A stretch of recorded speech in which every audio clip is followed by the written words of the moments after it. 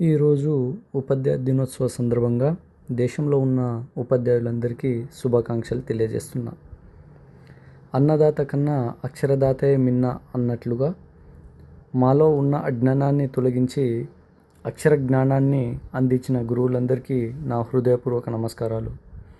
దొరలు దోచలేనిది, దొంగలు ఎత్తుకోలేనిది ధనమే జ్ఞానం. ఆ జ్ఞానం కేవలం గురువుల చేత మాత్రమే లభిస్తుంది. జ్ఞానానికి మించిన ధనం ఈ సృష్టిలో లేదు. మరి అట్టి జ్ఞానాన్ని సంపాదించుకోవాలి అంటే గురువులు చూపిన దారిలో యువకులు నడుచుకోవాలని ఉపాధ్యాయ దినోత్సవ సందర్భంగా మనవి చేస్తున్నాం. ఈ సృష్టికి జీవం పోసింది అమ్మ అయితే ఈ సృష్టిలో ఉన్న సమస్త జీవులలో మానవుడు ఉత్తమమైన వాడు అని నిరూపించిన వ్యక్తియే గురువు. ఈ సృష్టికి వెలుతురు, సూర్యరశ్మి ఇచ్చే సూర్యుడు ఎంత ముఖ్యమో ఈ ప్రపంచంలో ఉన్న మానవులందరికీ జ్ఞానం అనే వెలుగు నింపడానికి గురువు అంతే ముఖ్యం. ఈరోజు మన దేశంలో ఎందరో డాక్టర్లు, న్యాయవాదులు, పోలీసులు, సైనికులుగా సమాజానికి సేవ చేస్తున్నారు. వీరిలో నేను ఒకడిని. అంటే అది మా గొప్పతనం కాదు.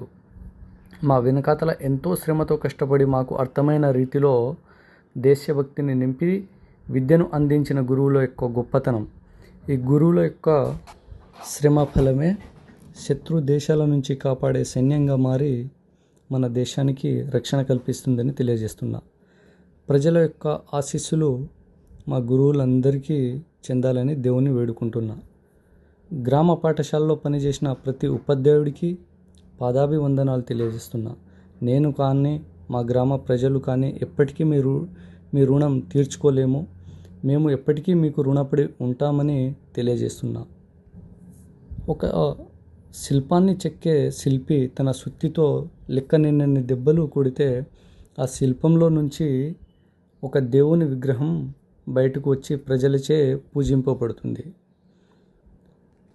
ఆ శిల్పి ఎన్ని దెబ్బలు కొట్టినా భరించే శక్తి ఉంది కాబట్టి ఆ శిల దేవుడిగా పూజింపబడుతుంది.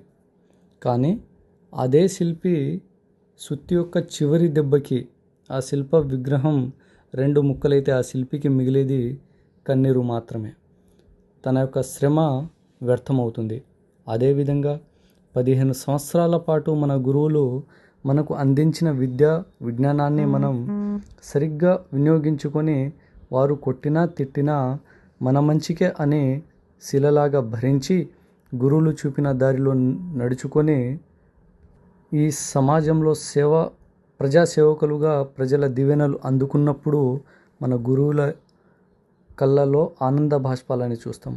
అదే మనం పనికిమాలిన మూర్ఖులుగా తయారైనప్పుడు గురువు కళ్ళల్లో కన్నీళ్ళే మిగులుతాయి. కాబట్టి గురువుని బాధపడేలా నడుచుకునేవాడు మూర్ఖుడు, గురువుని సంతోషపెట్టేవాడు ఉత్తముడు అని తెలియజేస్తున్నాను.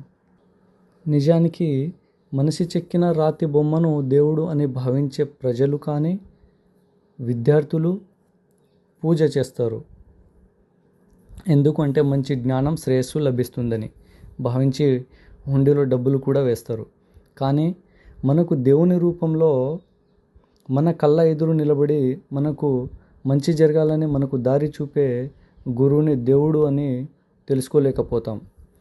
మాట్లాడని రాతి బొమ్మను నమ్ముతాం కానీ గురువుని నమ్మం. అంటే మానవుడు ఏ స్థాయిలో ఉన్నాడో ఒకసారి ఆలోచించాలి.